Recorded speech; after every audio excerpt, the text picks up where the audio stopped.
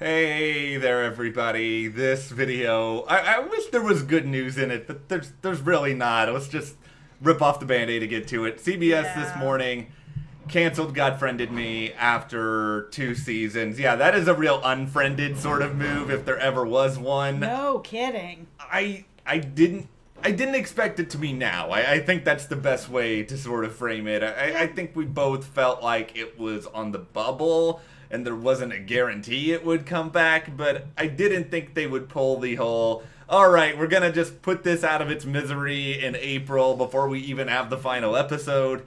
And here we are. Yeah, I was a bit surprised to see that they made this decision before we even had the final episode. I mean, why not see maybe if there's any way to kind of uptick the ratings a little bit, something, give the show a chance to kind of get people rallied, people that maybe haven't checked out this show yet and really should, because this is a really good show. It's really positive in a way that not a lot of other shows really are.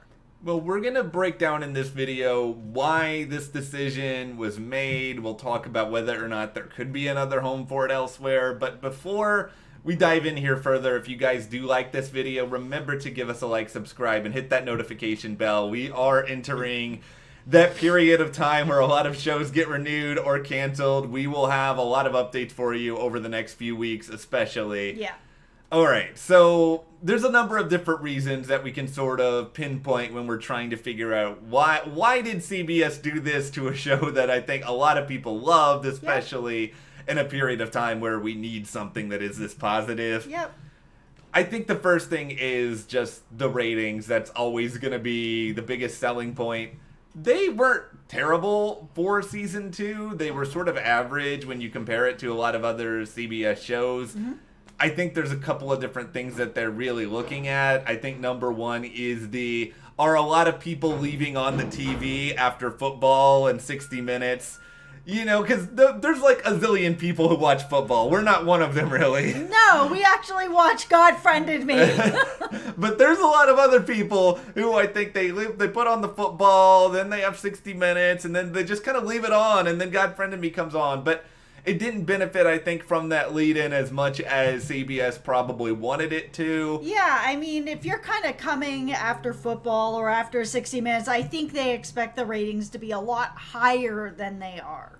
I remember back when God Friended Me even started, I wondered at that time why they weren't just putting NCIS LA in that spot, because I think it had shown that it would take a good bit more viewers. I think they wanted to try to give a new show a new chance, and I understand that, but it didn't work, I think, as well as they wanted to. Mm-hmm. And then there is the DVR ratings component to it, where, according to TV Line, the percentage of DVR viewership that is watching God Friended Me within the first 7 days after a new episode airs, it's getting fewer DVR viewers than pretty much any other scripted show on CBS, which means that people are just, there's not a sort of, oh, I really need to catch up on God Friended Me. It's a show people are watching when it's on, but it's not a show a lot of people seem to be binge watching after the fact. Yeah.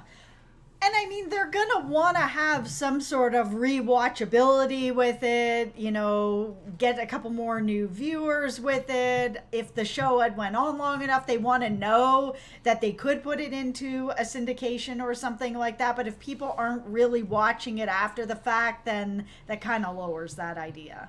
Yeah, and I mean, this situation, it's still, despite whatever reasoning I may use, it still makes me mad because I feel like there was a lot of potential here. There may be other sort of numbers that they're looking at where they're sort of saying, all right, it's not performing internationally as well as some other shows that are out there. Maybe its streaming numbers are not altogether great. I think this kind of links into one of the things that I have really sort of thought about.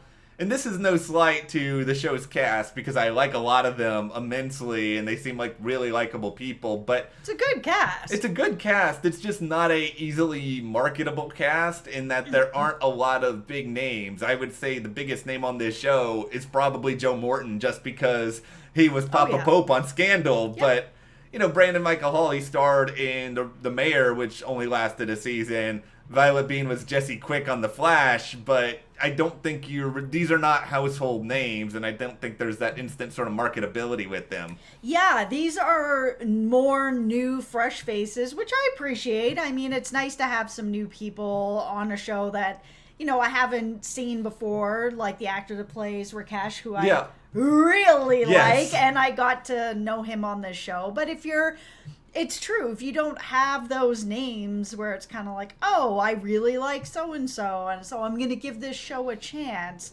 it's tough. Yeah, it just makes it more difficult for new people to get on board. So you're already sort of confronted with this challenge of, okay, we don't have a big name cast, and then we also have a title that I think they're automatically going to assume the show is overtly religious. Yeah, that's the thing about it. You put God in the title, or even a show like Lucifer, you put Lucifer in the title, immediately people just go straight to, this is a religious show, or this is going to have religious, undertones or overtones, that this is going to be, and if I'm not religious, then I'm not going to appreciate it. And that's not the case with this show. Like, yes, there are some religious undertones with it. There is that talk of sort of losing faith or not having it or kind of discovering it. But this isn't like a religious show. So, unfortunately, the title, I think, maybe scared a couple people off that just didn't want to give it a chance. Yeah, I think they also just look at God friended me, and friended is such a Facebook term, and maybe, this is really like getting into the weeds here, but it is sort of like a lot of young people these days.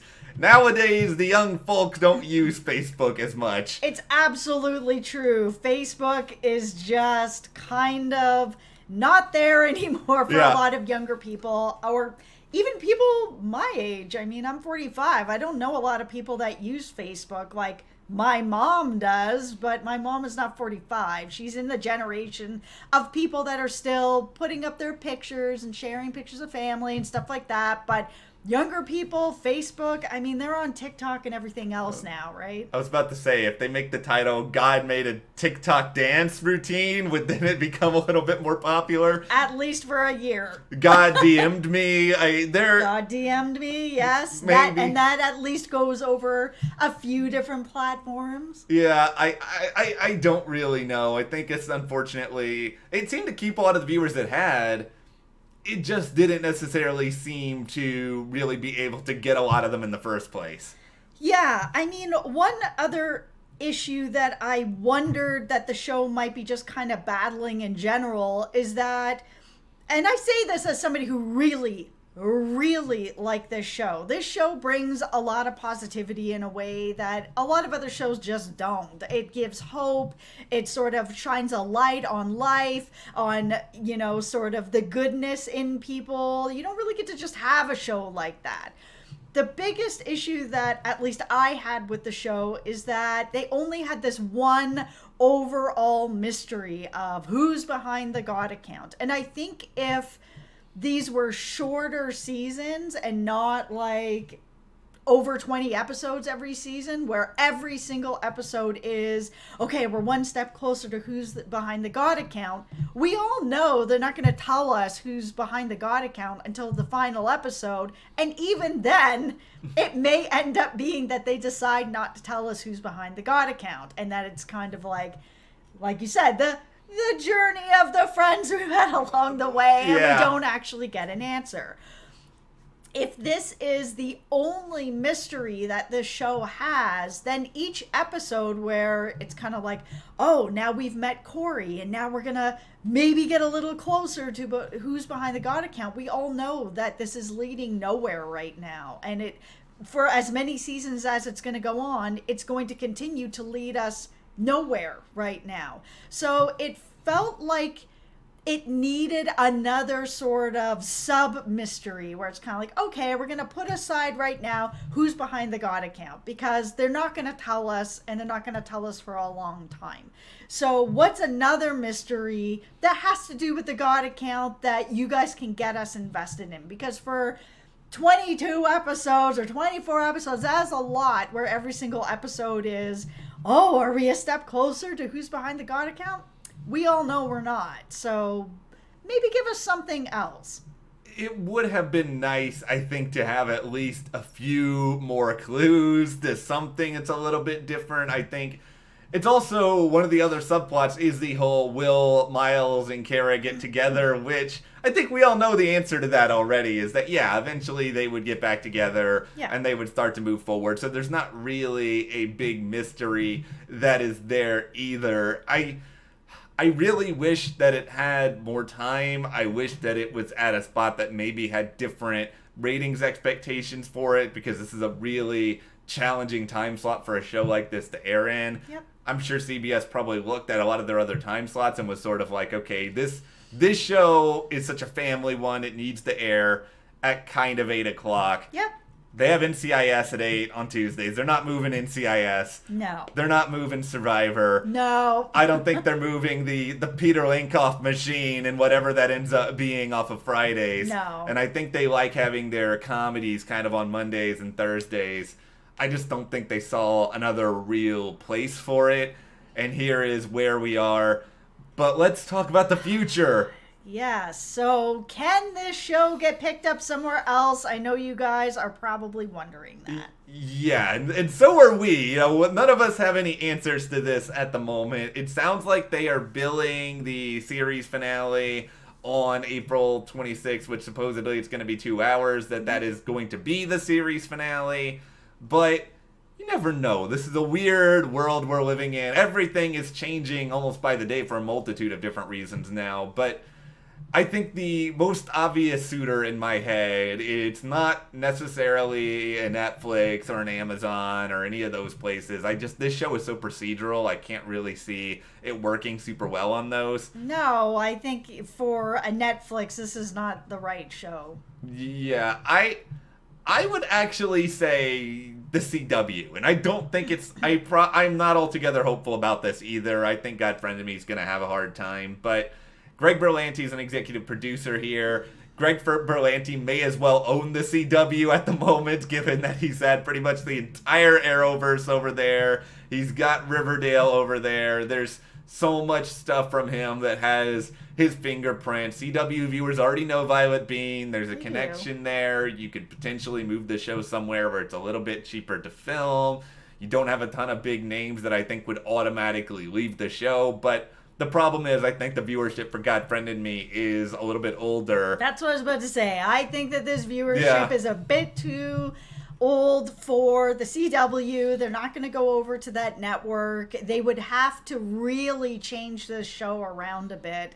And again, even the title, you've got Friended Me in it, and it is about Facebook. And the CW is older. None of their viewers are using Facebook, or not none, but pretty small. Facebook is not really a young person's application anymore, social media network. Everyone's on TikTok and Instagram, and even Twitter is not necessarily young anymore. No. So I mean, I think it would have a hard time over there.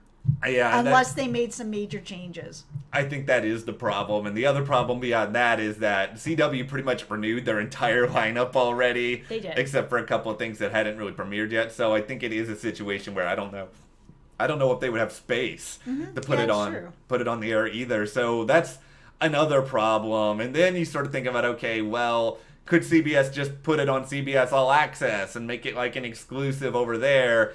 And then it sort of becomes, if it was a situation where it was getting maybe really bad live ratings and really good DVR ratings, I think they would consider it. But I think the problem is because it's getting okay live ratings and not good ratings after the fact, I think they're probably sort of thinking, okay, are a lot of its viewers just because it's airing at a time slot that's after football and 60 Minutes, and if we put it somewhere else, maybe it wouldn't perform all that well. Yeah, for All Access, I mean, that at that point, people need to go and watch it. It's like if it was on a streaming service, they have to seek it out, sort of thing. And we don't know how many people either are just leaving their TVs on or are like, oh, I'm already watching this, 60 Minutes or whatever, so yeah, sure, I'll watch this as well. It's a bit different when it's, oh, I have to go and put this on and actually watch it. So if the DVR ratings aren't there, I'd be worried that the ratings aren't going to be here either. I think, unfortunately, this is kind of where we are with this. I do too. I'm not hopeful. You never say never. Kind of like with God Friended Me. It is a show about faith. It's easy to have faith that maybe there will be something else.